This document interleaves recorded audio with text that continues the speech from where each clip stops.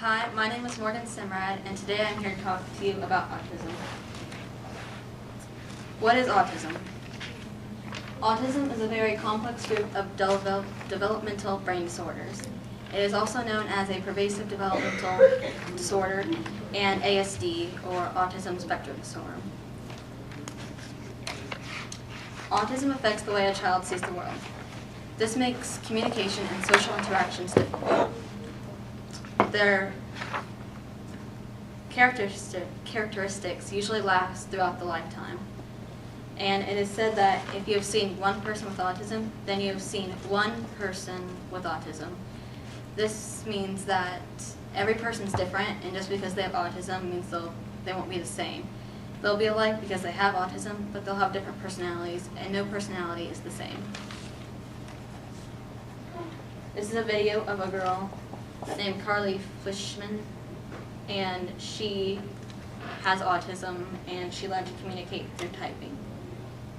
A little girl is unable to speak a word or connect to the world around her in any way, or so everyone thought, until she turned 11 and suddenly something remarkable happened. ABC's John McKenzie has the story of a girl breaking out of her own body. You don't know what it feels like to be me. When you can't sit still because your legs feel like they're on fire, or it feels like 100 ants are crawling up your arms.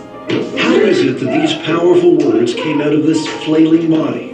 People look at me and assume I am dumb, because I can't talk. Something extraordinary happened to this 14-year-old who was written off as mentally deficient, something that may help unlock the mysteries of a baffling disorder. What do I want? I want to be like every other kid. But I can't, because I am Carly. Born in Toronto, Canada, Carly Fleischman was 2 years old when it became clear she was not keeping up with her twin sister Tara. When you're told your child is going to be developmentally delayed, that they might achieve the developmental level of a 6-year-old, it's like being kicked in the gut. When Arthur Fleischman and his wife Tammy learned the diagnosis was autism, they expected the worst, that the twins were headed in different directions. And how bad did it get for Carly, those first few years? Awful. Part of her delays prevented her from walking, from sitting up. It was clear that Carly, like most autistic children, was lost in her own world, perpetually swimming underwater. And all the doctors would say, you're the parent. You should do as much as you feel you need to do for this kid. Carly, stand up. The Fleischmans were on their own.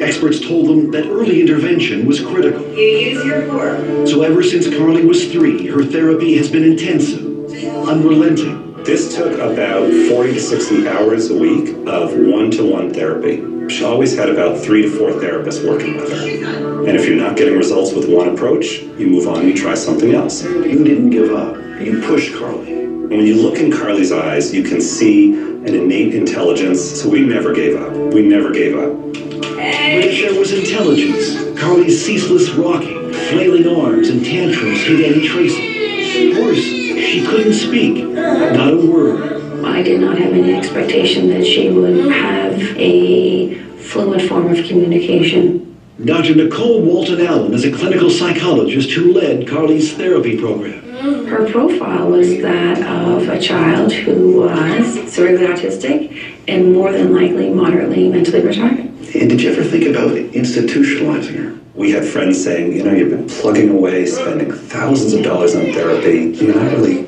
seeing the progress. So, of course, you start thinking about, should she be in a group home? But you decided against it. I could never do it. Could never do it. How can you give up your kid? Despite thousands of hours of therapy over months and years, Carly's progress was excruciatingly slow. That is until one day 3 years ago when Carly was 11. She ran to a computer for the first time, and what happened next was a breakthrough so profound it would finally pierce Carly's silent, secret world.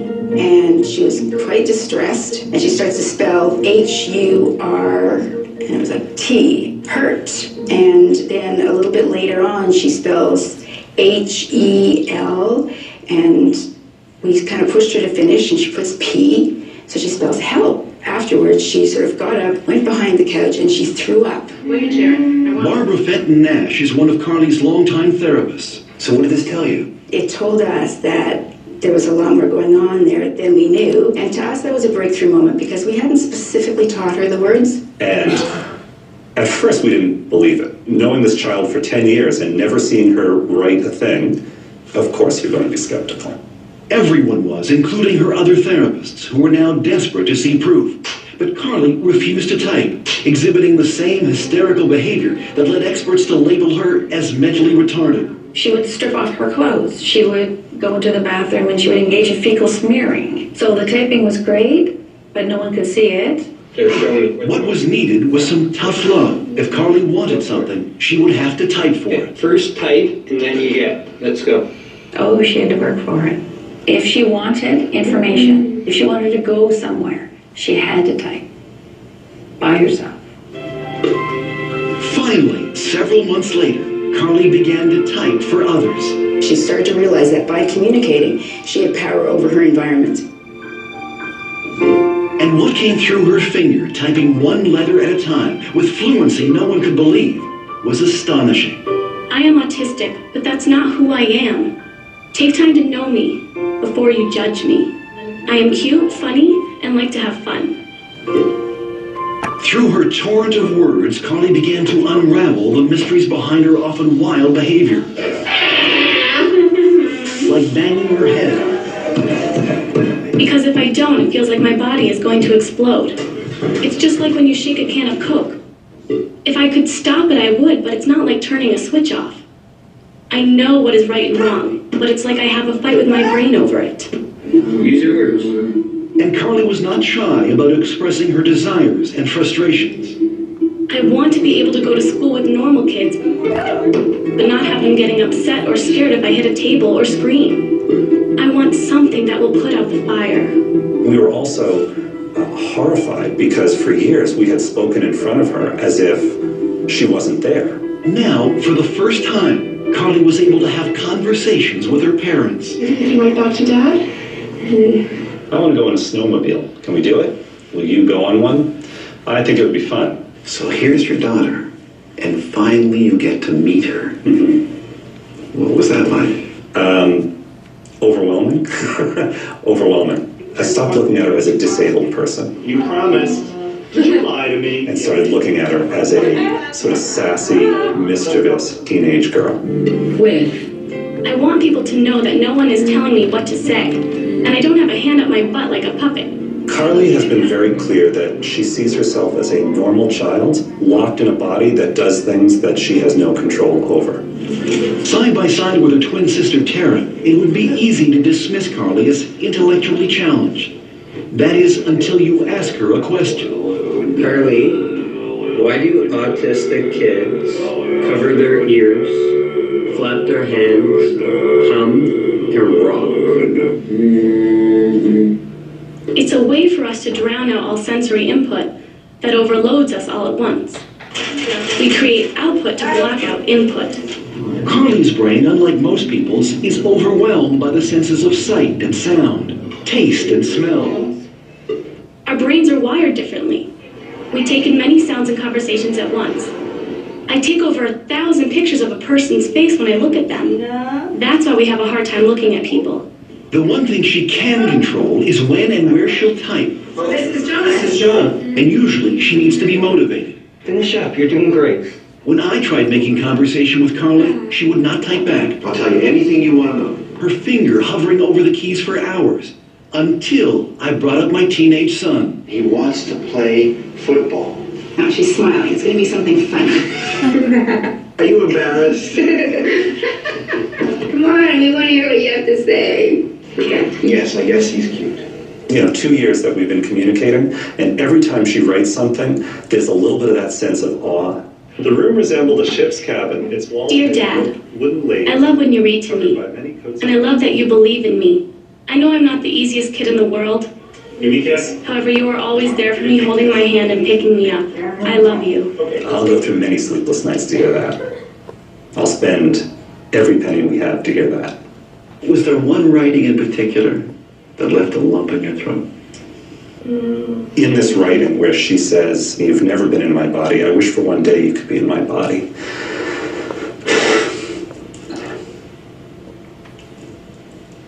A year after we first met Carly, she is happier, calmer, more independent. Come on, let's get this in the hand. She's even writing a novel. I think that humankind is just oblivious to things that have been around for many years. She also has her own internet blog and Twitters regularly, answering questions from people all over North America. I think Carly knows that she now has a voice that can help other kids. Now she looks at herself as someone who can make a mark on the world. And that's gotta be life-changing. What do you hope for Carly now? I want her to be happy. I want her to have dreams and goals and accomplish those goals in spite of her challenges. I think the only thing I can say is don't give up. Your inner voice will find its way out. Mine did. Her, and she does blog, and I like her on Facebook, so every time she posts something, it. What causes autism?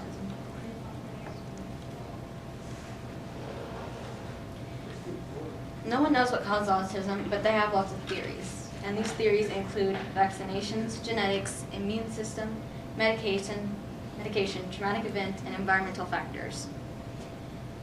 Some people believe that MMR and Thimerosal vaccines have caused autism. In genetics, it is thought that if parents have autistic family members, then they're more likely to have autistic children. And some evidence is that autism is linked to problems in the immune system. It is theorized that Depakote, which is an anti-seizure medication taken during pregnancy, can cause autism. In a few articles, I read that environmental factors can cause autism, but it never got into detail about it. Here's a video of Avery. Holly. Avery. Holly. Good job. Holly. Say Holly. Say Holly. Holly. Say Mama. Say Daddy. Say Kimmy. Say. Many of you know him now. He doesn't really talk anymore since he was 5 and got diagnosed. And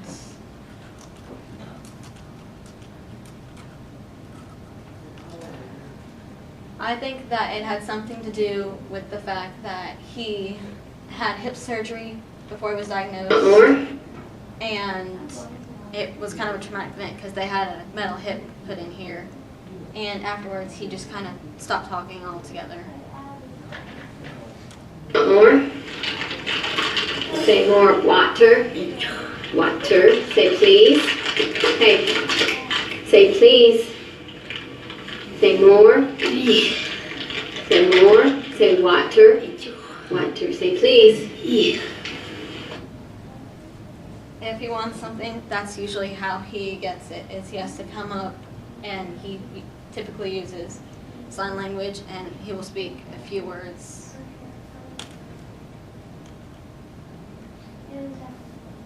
Symptoms of autistic people. They usually have abnormal relationships, abnormal communication, and repetitive behaviors.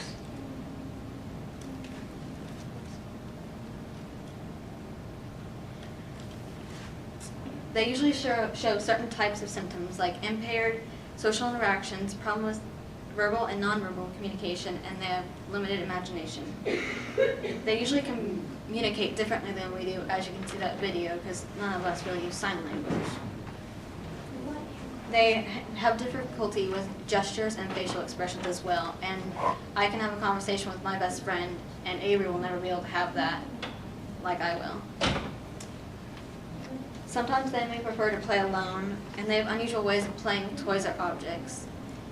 And they hate changes in routines and familiar surroundings. And if any of this sets them off, then they will start stimming. And stimming is when they use repetitive behaviors like flapping their hands or spinning or covering their ears, and they do this to calm themselves down. Treatments for autism. Researchers have not found a cure for autism, but they have found treatments for them. One thing they do is they give them nutritional supplements because children with autism are low in digestive enzymes, and this results in poor digestions, and they won't absorb enough nutrients, and it also makes them more susceptible to getting sick. They have also suggested putting them on diets like gluten-free and dairy-free diets because they can have allergic reactions, and maybe they break out, or their cheeks get really red, or they have other digestion problems. Then they have therapies, and those are speech and behavioral. And speech therapy, the goal of that is to improve all aspects of communication. And they do this by sign language or picture use of symbols. And Avery's never done a behavioral therapy, so I've never been able to kind of know about that. But to me, it kind of just depends on the child, because they have to go in and make it where they can be comfortable around the environment around them and maybe change some things of how the family acts or how people act around them.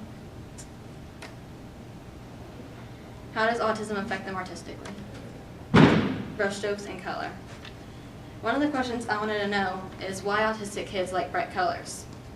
I found that a lot of autistic kids like bright colors like red, blue, green, and yellow. And bright colors excite them and overstimulate them, but pale colors keep them calm. When I started researching about this, I found no one really knows why, but they have just observed it. So I started looking for examples. One of them is that bright colors for pictures can stimulate activity in the brain thinking process. And on the website, it was giving steps on how to use play therapy to treat autism by choosing toys with bright colors, because bright colors and different textures and shapes can keep them engaged, keep them interested. When I was researching autism, I found that the famous artist Van Gogh was thought to have autism. He suffered from various types of epilepsy, psychotic attacks, and delusions, which can be associated with autism. So I also learned that he painted his emotions through his artwork, and that he did this by using intense color and exaggerated, and he painted it really thickly. His main colors he used were yellow, as seen in the sunflower, and yellow and blue, which is also seen in the Starry Night, his most famous painting. It is thought that he did this because he drank a lot of alcohol and he was taking a medication for his epilepsy called Digitalis. Digitalis is a medication that strengthens the heartbeat, and both Digitalis and drinking a large amount of alcohol is thought to cause people to see in yellow tints. I also found a quote from Van Gogh that states, "There are moments when I am twisted by enthusiasm or madness or prophecy, like a Greek oracle on the tripod." I feel like by this, he meant that his emotions get the better of him and he can't control himself, like a Greek oracle on the tripod. And a Greek oracle is a fortune teller back in Greek times who would get possessed when they get a vision. This is a lot like autistic children because they can't control their emotions, so that when they get overstimulated, they stim, and that is to calm themselves down. They do this to prevent further overload from their brain than the environment around them. I decided to have Avery paint and then compare his and Van Gogh's art. So when I was having him paint, I had him paint 4 times, and 3 out of the 4 times I had him paint, he picked up yellow first, and then, do you want to see some? He used yellow first, and then he picked up blue. And he painted it really thickly, as you can tell, and he just kind of just scribbled on there. It didn't take him long at all. And I know he put his emotions into it because one time when he was painting this one, I started kind of giggling at him because he's just so carefree, like he doesn't care, he just wants to get it over with. He gave me the look he does when he always gets mad, and then he just started like rubbing it all on there because he knew he couldn't attack me because Mom was sitting there. And he kept using red over and over. So.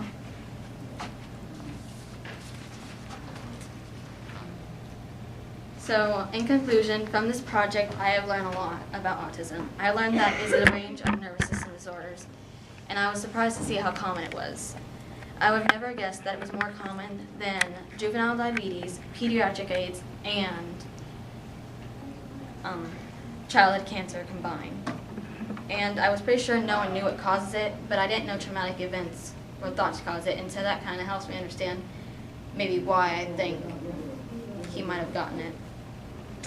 And when I was watching other videos, like the Carly video, and I saw some on YouTube that people had put together of friends with autistic children or their mothers, you know, it was, I mean, there were like really levels of severity. I mean, there were kids who they wouldn't be able to go to the park or a store without having like maybe 3 other relatives there to help them out. So I realized we got lucky with Avery because he can control himself to an extent. And I had no idea that it was thought that Miguel had autism, and I found it interesting that there are similarities between his and Avery's art. But most importantly, I am starting to understand Avery more, and I'm trying to be more patient with him knowing more of this stuff. I have a video of pictures of Avery that me and my family took, and it is set to a song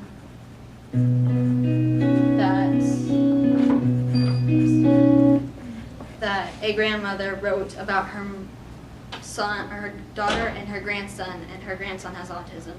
So she wrote it like trying to relate it to him.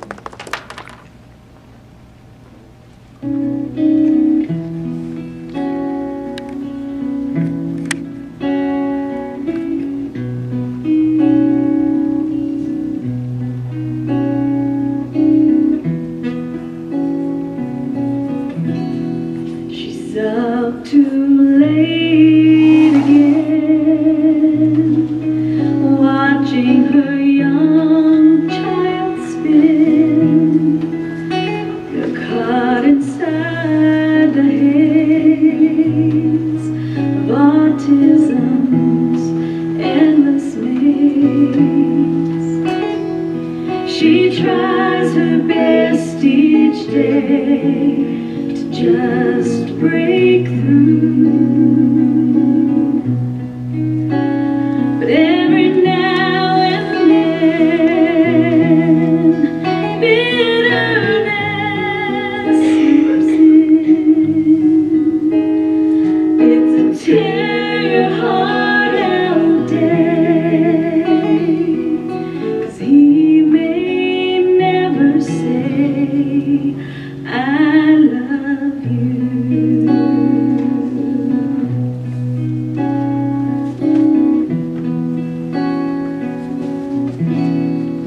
Trying to break his shell hurts them both like hell. He can't understand her tender loving